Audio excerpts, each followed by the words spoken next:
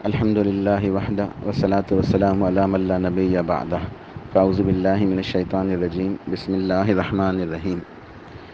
فتنہ قبر سے متعلق احادیث حضرت برا بن عازب رضی اللہ تعالیٰ عنہ اور دیگر صحابہ کرام سے مروی ہیں۔ کوئی روایت مختصر ہیں، کچھ تفصیل کے ساتھ ہیں، طویل ہیں۔ ان سب کا خلاصہ یہ ہے، کیونکہ پوری روایت سنانے کا تو وقت نہیں ہے، پھر یہ وائس بہت لمبی ہو جائے گی۔ خلاصہ یہ ہے کہ جب انسان نیک ہوتا ہے تو اس کی روح کو انتہائی آرام سے نکالا جاتا ہے، اسے جنت کا لباس پہنایا جاتا ہے، جنت کی خوشبو لگائی جاتی ہے، فرشتے اسے لے کے آسمانوں پہ جاتے ہیں، آسمان کے دروازے کھل جاتے ہیں، اللہ تعالیٰ کی طرف سے اعلان ہوتا ہے کہ یہ شخص کامیاب ہے، اس کی روح کو اسی قبر میں لوٹا دو، اس کا نامہ اعمال کو علیین کے اندر رکھ دو۔ پھر اسے قبر کے اندر لوٹا دیا جاتا ہے۔ پھر منکر نکیر آتے ہیں، اسے سوالات پوچھتے ہیں، ان سوالوں کا جواب وہ اللہ کی توفیق سے دیتا ہے۔ پھر اس کے لیے جنت کا لباس مہیا کیا جاتا ہے، جنت کے بستر پہ اسے لٹا دیا جاتا ہے، کہا جاتا ہے کہ آرام سے اطمینان سے تو سو جا۔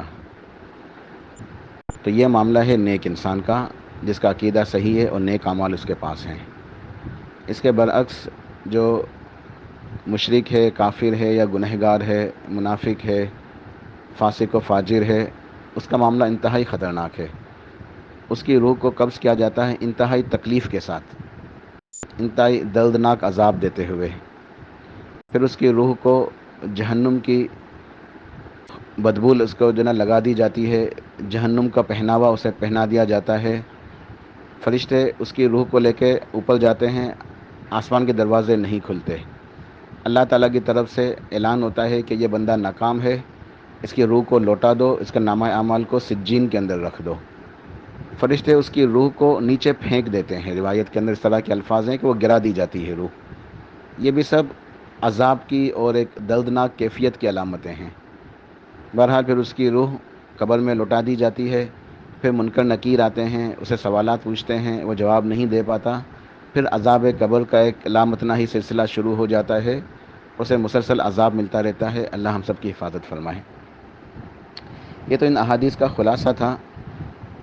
اب نصیحت کا پہلو یہ ہے کہ کسی بھی انسان کی جو قیامت ہے وہ اس کے مرتے ہی شروع ہو جاتی ہے، لہٰذا ہمیں یہ نہیں سوچنا چاہیے قیامت کب آئے گی، ہمیں قیامت کا انتظار کرنے کی ضرورت نہیں ہے۔ ہماری قیامت تو مرتے ہی شروع ہو جائے گی، اور ہماری موت کب آئے گی یہ ہمیں نہیں پتہ۔ ہو سکتا ہے اللہ کے علم میں ہو آج ہی ہماری موت آ جائے، تو اس طرح آج ہماری دنیا کا، ہماری زندگی کا آخری دن ہوگا، اور جب ہماری موت آئے گی ہماری قیامت شروع، گویا ہمارے لیے قیامت آج ہی ہے۔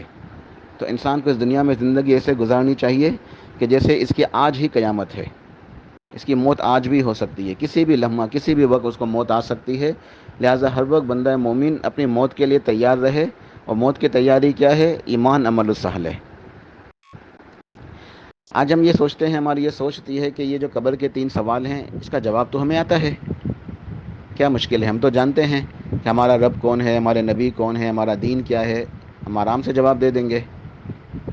یہ ہماری صرف سوچ ہے، ہماری خوش فہمیاں ہیں، معاملہ ایسا نہیں ہے۔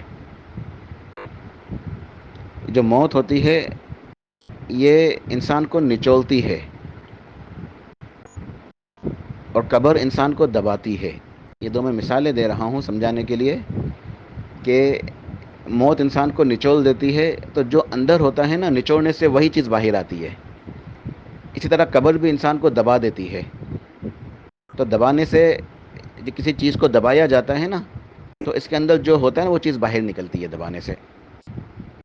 ٹھیک ہے، تو ایک مثال سمجھ لیں، 2 تولیے لیں، ایک تولیے کو ایک صاف پانی کے اندر ڈبو دیں، دوسرے تولیے کو کیچڑ کے اندر ڈبو دیں، پھر تولیہ ایک نکالیں صاف پانی والا، اس کو نچوڑ کے دیکھیں اندر سے کیا نکلے گا؟ صاف پانی۔ اسی طریقے سے جو تولیہ کیچڑ کے اندر جو ہے نا وہ ڈبویا گیا تھا، کیچڑ کے ماحول میں رہا، اس کے اندر کیچڑ گھستی رہی، اب اس کو نکال کے نچوڑیں گے تو ظاہر اندر سے کیچڑ نکلے گی۔ تو یہی کیفیت موت کے ہے کہ موت انسان کو نچوڑ دیتی ہے، ہلا کے رکھ دیتی ہے۔ اس وقت ہم اپنی مرضی سے نہیں، جیسے آج ہم صحیح سلامت ہیں تو ہم سوچ رہے ہیں کہ ہمیں تو جو ہے نا وہ پتہ ہے کہ مرتے ہوئے کلمہ پڑھنا ہے، ہم جب موت آئے گی ہم کلمہ پڑھیں گے، کامیاب ہو جائیں گے، قبر میں جائیں گے، فرشتے سوالات پوچھیں گے، ہم جواب دے دیں گے۔ نہیں، ایسا نہیں ہے، ہماری سوچ کے مطابق یہ معاملہ نہیں ہے۔ معاملہ تو ہمارے ایمان اور اعمال کے مطابق ہوگا کہ اس وقت جو موت ہمیں جھٹکا دیتی ہے، جو دبوچتی ہے، ہم اپنی حالت میں نہیں ہوتے. تو اللہ کی توفیق اگر ہوگی، اللہ کی توفیق کسے ملتی ہے؟ جس کی زندگی اسی فکر، اسی سوچ کے اندر گزرتی ہے کہ میرا کیا ہوگا. تو موت انسان کو نچوڑ دیتی ہے، جو اندر ہوتا ہے وہی باہر نکلتا ہے. تو اگر ایک انسان نیکی کے ماحول میں ہے، ہمیشہ نیکیاں کر رہا ہے، تو اس کا ان پٹ اندر جا رہا ہے نا، نیکیاں اندر جا رہی ہیں، تو آؤٹ پٹ بھی پھر کلمے کی صورت میں نکلے گا. اگر ایک انسان گناہوں کی زندگی گزار رہا ہے، گمراہی کی دلدل میں پھنسا ہوا ہے، تو ان پٹ کیا جا رہا ہے اندر؟ تو جو ان پٹ ہے ویسا ہی آؤٹ پٹ ہوتا ہے. لہٰذا ہمیں چاہیے کہ ہم نیک اعمال کریں اور اس بات کی فکر کریں کہ ہماری موت کے وقت ہماری کیفیت کیا ہوگی. ایک واقعہ مجھے یاد آ گیا. ایک بڑے مشہور محدث ہے ابو زرعہ الرازی. جب ان کی وفات کا وقت آیا تو بہت بڑے محدث ہیں امام ابو زرعہ رازی، بہت سارے شاگرد تھے ان کے. تو ابو زرعہ رازی جو ہیں رحمہ اللہ، اس وقت موت کی تکلیف میں تھے، نیم بہوشی کی حالت میں تھے. اب شاگرد جمع ہیں اور دیکھ رہے ہیں کہ استاد کی جو حالت خراب ہے، موت کا وقت نزدیک ہے اور استاد ہوش میں بھی نہیں ہے، نیم بہوشی سی کیفیت ہے، جاگتے بھی ہیں، اٹھتے بھی ہیں، بات چیت کر نہیں سک رہے. تو ہم اپنے استاد کو کیسے کلمے کی تلقین کریں؟ تو شاگردوں نے ایک منفرد کام کیا، بڑا عجیب کام کیا. انہی کے شاگرد تھے، کہنے لگے ہم ان کے سامنے ایک حدیث کی روایات پڑھتے ہیں، ان کی زندگی گزری ہے، قال رسول اللہ حدثنا فلان ان فلان. تو انشاءاللہ ان کی پوری توجہ اسی طرف ہوتی نا، پوری زندگی اسی توجہ، اسی فکر میں گزری، تو انہیں جو ہے نا وہ روایت یاد آئے گی انشاءاللہ اللہ کی توفیق سے. تو ایک شاگرد نے ایک روایت پڑھنی شروع کی، حدثنا فلان ان فلان، تھوڑی سی سند پڑھ کے رک گیا. دوسرے شاگرد نے اس روایت کو، سند کو آگے بڑھایا، وہ بھی آگے پہنچ کے رک گیا. تیسرے نے صحابی تک پہنچا دیا، کیونکہ جو روایت ہوتی ہے اس کے اندر راوی ہوتے ہیں، آخر میں صحابی کا نام ہوتا ہے، صحابی اللہ کے نبی صلی اللہ علیہ وسلم سے پھر روایت کرتے ہیں. تو وہ صحابی تک پہنچ گئے، صحابی سے پہلے جو تابعین ہیں وہاں تک پہنچ کے رک گئے.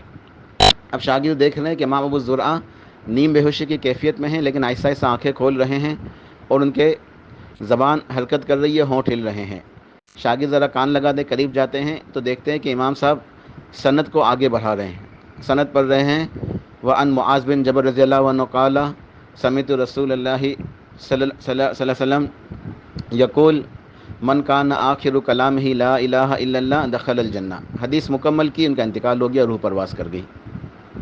کتنے خوبصورت موت.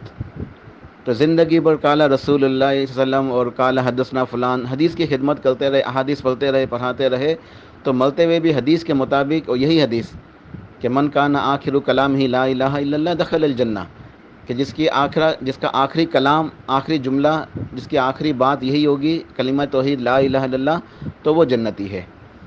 معاذ بن جبل رضی اللہ عنہ کی روایت ہے. اس روایت کو پڑھا اور ان کی روح پرواز کر گئی، انہیں موت آ گئی، کلمہ نصیب ہو گیا اور اللہ کی توفیق سے انشاءاللہ کامیاب ہو گئے. تو یہ معاملہ ہے، موت انسان کو نچوڑتی ہے، جو اندر ہوتا ہے وہی باہر آتا ہے. ایسے ہی قبر کا معاملہ ہے کہ ہم یہ نہ سمجھیں کہ ہمیں تو بس جواب آتے ہیں تو ہم بس اس کو جواب دے دیں گے. قبر کے اندر اللہ کی توفیق ہوگی تو جو ہے نا یہ ہم جواب دے سکیں گے. جو منکر نکیر آتے ہیں وہ انتہائی خوفناک جو ہے نا وہ ڈراؤنا منظر ہوتا ہے. ایک تو وہ خود انتہائی خوفناک حلیے والے ہوتے ہیں، انتہائی بدصورت، انتہائی خوفناک، اور زمین کو اندر دانتوں سے زمین جو ہے نا پھاڑتے ہوئے، گھسلتے ہوئے اس طریقے سے آتے ہیں کہ ہم اس منظر کو برداشت نہیں کر سکتے. صحابہ کرام نے بھی یہ سوال کیا تھا، یا رسول اللہ صلی اللہ علیہ وسلم کہ اتنا خوفناک منظر، ہم تو کمزور ہیں.